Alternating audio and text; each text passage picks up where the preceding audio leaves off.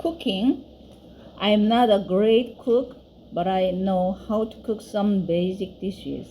I'm good at making soups and stews, so I can whip them up quickly.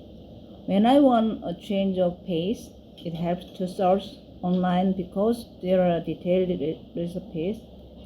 By following the instructions to the letter, you can cook mouth-watering dishes. There are also lots of food-related programs on TV. When I come across a tasty dish on a show, I memorize the recipe and try it out for myself. With cooking, I think practice makes perfect. It took me a long time to cook something in the past, but now I can make things in a flash. I make simple side dishes myself from scratch. However, as for side dishes that are hard to prepare, I usually buy them instead.